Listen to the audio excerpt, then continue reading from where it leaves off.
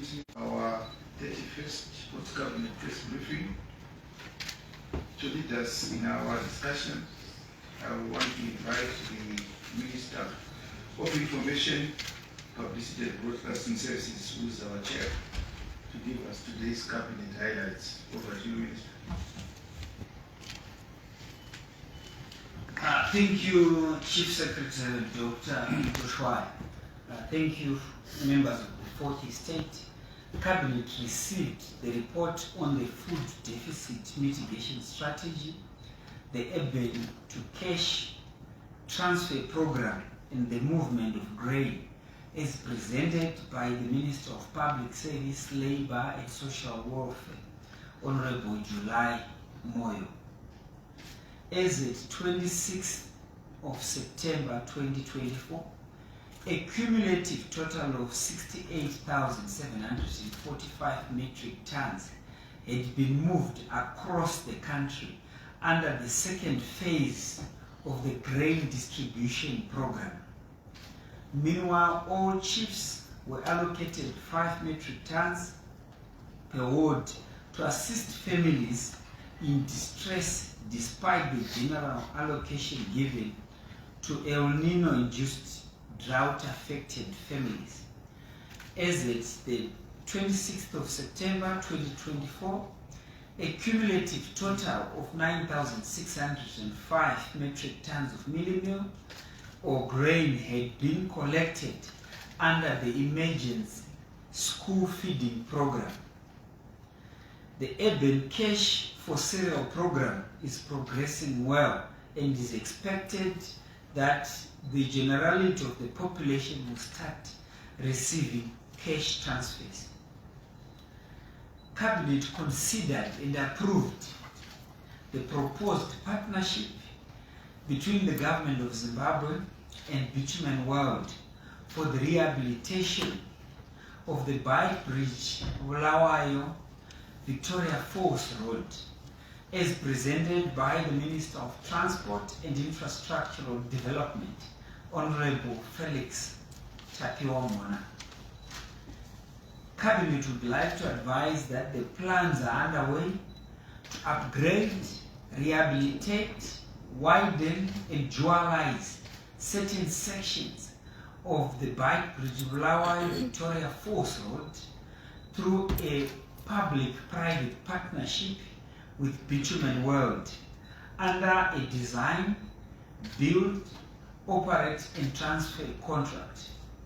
The rehabilitation and reconstruction of the road will enhance the movement of transit traffic, thereby making this route the most preferred along the north-south corridor connecting Zimbabwe to South Africa, Zambia, Botswana and Namibia. In addition, financial arrangements have been put in place for the construction of the Kwekwe Nkai Lupane Road, the Bulawayo Nkai Road, the Karoi Binga Cross-Data Road. Cabinet also received the update on the preparations for the Expo 2025 Osaka, which will be held from the 13th of April 2024 to the 13th of October 2025, as presented by the Minister of Foreign Affairs and International Trade, Honorable Dr. Frederick Shaba. Preparations for the Expo are on course, with the construction of pavilions and the handover of space to countries expected to be completed by the end of September 2024. Internal works will commence in October 2024 and are expected to be completed by January 2025. The official launch of the Zimbabwe's participation in the Expo 2025 Osaka will be held on the 10th of October 2024 and will be presided over by His Excellency the President, Dr. Edim Mnangagwa. The official launch is expected to intensify awareness and to raise private sector funding for Zimbabwe's preparation for this global event. Cabinet also received a brief on the 2024-2025 seasonal rainfall forecast for Zimbabwe as presented by the Minister of Environment, Climate and Wildlife, Honorable Dr. Sthembiso Nyoni. Cabinet would like to advise that during the 2024-2025 summer season, the country is expected to receive normal to above normal rainfall. However, the month of October is expected to be drier than the long-term average, but from November onwards, the forecast is for normal to above normal rainfall. Farmers in the whole nation are guided to plan accordingly. Thank you. Thank you very much, Honorable Minister, for presenting today's coverage highlights. We now move to the first three questions from you, colleagues. Yes. Thank you very much, Chief Secretary. My name is Shawana Bruce, representing ZBC. My question goes to the Minister of Transport. In terms of the structure that you mentioned between government and bitumen world, do we have timelines when the project is set to start and probably the numbers involved? Thank you very much. The next. Yes. My name is Herbert Mtuku from New Zealand. My question is also directed to the Minister of Transport. It has been mentioned that there are financial arrangements to tackle a number of roads, including the Bulawayo-Mkai road, which has been on and off for a very long time now. Can we be able to know the nature of these financial arrangements, maybe in terms of figures? And also, can we get assurances that, say, roads like Bulawayo-Mkai, which is literally becoming a case, would overcome the case this time around? Thank you very much, Honorable Minister. Over to you.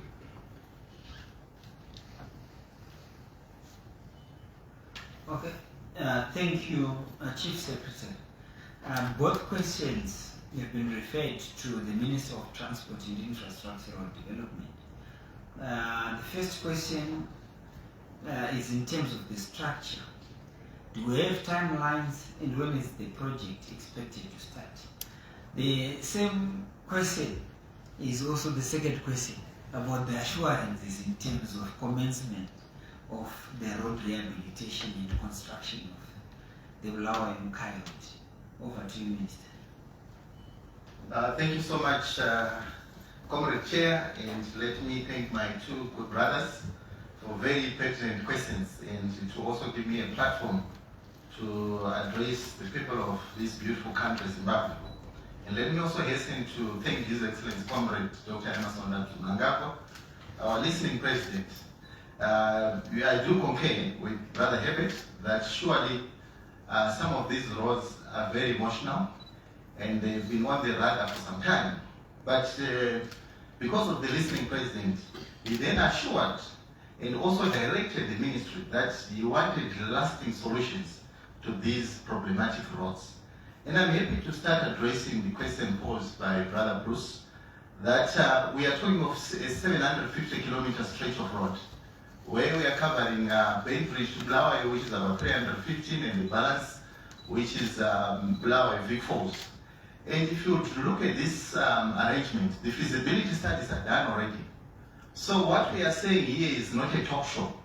You'll see us on the ground, and I'll be actually witnessing, and I'll also invite the 40 states so that as we partake in the exercise of rebuilding. So this is something that is going to happen immediately. Similarly with the Mkai Bulawayo, if you know very well, we're done close to 54 kilometers or so when we were left with about 100 to get into Mkai. But we're doing on a snail space where we're looking at about 5 kilometers or so. And currently the contractor is working on this particular section. But we have now adopted a model where we are going to be rehabilitating the 159 kilometer, completely non-stop. So this is something that is good news to the people of Bulawayo and Kai and to the generality of Zimbabweans, that the model that we are partaking and the essence of working closely with the private sector is being advocated by His Excellency Comrade Dr. Emmerson Mnangagwa, is what we are running with as a ministry. And I'll be at liberty to continue sharing the finer details in terms of the financial models, in terms of the numbers, as asked by Brother Herbert. But what I want to assure you is this is not a piecemeal. We have adopted a scenario where we are taking the entire road and where we have a contractor working on the entire road. And he heard very well, the Bulawayo and Kai is the same contractor who is also is not starting from Bulawayo only. He's starting from Nkai, he's starting from Kwekwe into Kai into Lupani. And I assure you, we will see tremendous speed regarding the rehabilitation of these roads. Thank you so much.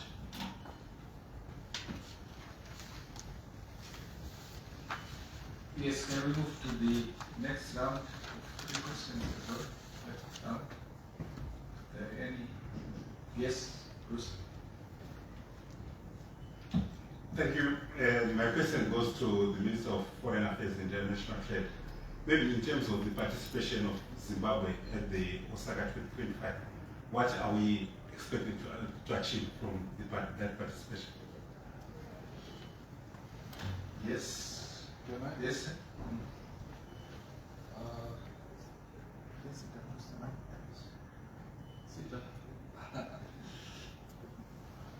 I'm also from Russian news agency TASS. I've got a question for Minister Shawa regarding the ongoing onslaught of Israel against south of Lebanon. What is the position of Zimbabwean government in this regard? And are there any fears that this conflict can degenerate into a broader regional conflict? And can I also ask one more question? It's in regard of the session of our bilateral commission of cooperation between Zimbabwe and Russia, which we are approaching. What is the minister's view about what could be the outcomes of this session? And can we achieve a non-visa regime for the holders of the normal passports? Thank you. Any questions emanating from today's cabinet? Yes? David Mtubi from New Zealand. This one is directed to Minister Moyo. It's about the registration of new beneficiaries on the register for food aid.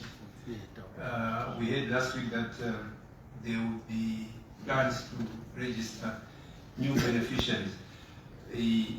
Is any picture now been imaged of how many people are in need of food assistance extra to the 6.2 million that is registered to serve? Thank you. Thank you very much. Can we have the last question for the day?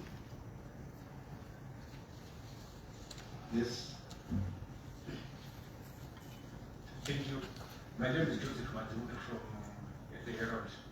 My question is directed to Minister Raymond.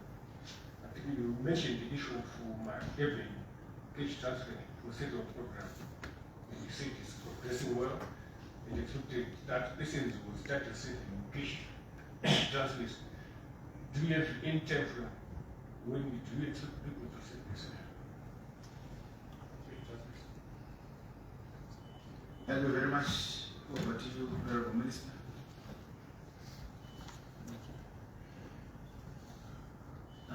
Thank you, Chief Secretary. The first question to Minister of Foreign Affairs is about the expectations at Osaka. What are the expected benefits? That's the first question. The second question is coming from TAS. Yeah. These issues were not discussed in the cabinet today. But perhaps he could try and summarize, but I can make arrangements for you so that you can meet immediately so that he can elaborate on a number of these issues to you. Thank you. So over to you, Minister Shah. Thank you very much. I start off with Bruce's question. Thank you for your question. Osaka 2025 is a very important event, and you asked about what are we going to achieve from this. It is an expo which will last about 7 months, and countries will be exhibiting what they're able to produce in their countries and marketing the same to the generality of the population that will visit this particular expo.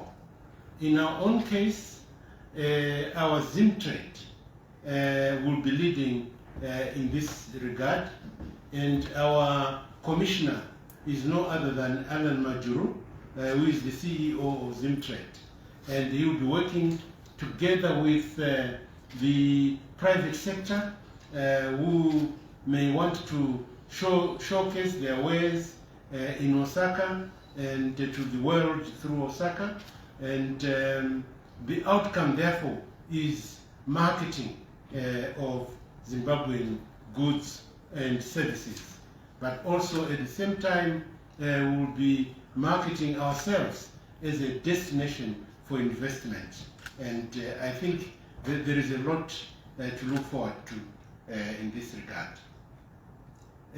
On the second question, which my brother there from the Russian Federation has asked, I think the chairman has already indicated that here in this particular platform we deal with matters which have been discussed in cabinet. We don't originate matters that have not been discussed. However, having said that, the Russian Federation and us are on target in terms of reviewing the progress of the last JPCC, the Joint Payment Commission, all the MOUs that we discussed. They are now due for inspection to see how far we have gone with what we agreed. As soon as dates are known as to when the next Joint Payment Commission will be done, we will certainly let you know. Thank you. The other two questions are to the Minister of Public Service, Labour and Social Welfare, Honorable J.G. Moyo. Members of the fourth estate want to know how many people are in need of food aid. And the second question is that, are there any time frames for the urban cash transfer program? Over to you, Minister. Thank you, Chair. Thank you, Chairman, Dr. Mswele. And I want to thank the first questioner on how many people. I think when we started the journey of answering to the El Nino-induced drought, the President announced that we were going to cater for 9.2 million people in the rural areas. That was our synoptic analysis of what we believe were going to be the effects of that drought in the rural areas. Secondly, the President also announced that no one and no place will be left behind, and anybody who is hungry will be catered for. We then undertook an exercise in April this year to allow all the village heads to conduct assessments and write people who were in need of food. Of the 35,000 plus household village heads, they undertook this exercise. and they came up with a figure of 6.1 million people. In between 6.1 million people and 9.2 million people, there still lies some people who we think will be included. How much, how many will get depends on now the analysis that is done at village level. When we started the first tranche, we distributed to 6.1. In this second tranche, we are now distributing to 6.2 million people plus. And we think that as we prepare for the third tranche, other people will be added on. Food insecurity deepens as the year progresses. And we hope that by the time we reach March 2025, we will be approaching the 9.2 million people that we are talking about. So we are telling every village head and those in the chieftainships and the headmanships and assisted by all of government approach to continue to write those who come on so that we don't have families that starve. In between our deliveries, if there are distressed families, we have ensured that each chief has 5 tons per ward so that they can answer to distress calls. And up to now, the chiefs have done that, but they have not exhausted what we allocated to them. So we are taking care of the distress calls, but we are also calling for increase in the number of those who are affected. I give figures of the chairman's constituency, but also the district where he comes from, in Makoni. Makoni is the largest district in Manicaland if you measure by the number of MPs. There are 5 MPs, and if you look at Buera, which is less than that, we are giving something like 208,000 people to Buera, but only 171,000 people in Makoni. So we believe that there is room for Makoni to increase the number of people who access that food. We did that for Bulilima, and we did that for Matopo districts, and they have now increased. And all districts are capable of doing that. In terms of whether there is food availability, when we started, the president signed for the food allocations to 9.2 million people, and we gave him the assurance through the Ministry of Agriculture that food for 9.2 million people will be available until March 2025 through a number of pathways. In other words, food that will be imported, food that is being grown either as wheat or traditional grains, and food that is maize. That food is available until March 2025. So we are catering for it. That is the number that we are dealing with. The urban cash transfer is aimed at 1.7 million people. We have finished the selection process, and there is a long process that we have had to engage in. First, we are going to give this as cash transfers. So we have to select a network that would use in order to input cash in that network, and we selected Net1 after a competition, and the ministry is now transferring all the people who have been selected and their phone numbers, so that we can now load the money that is coming from the ministry.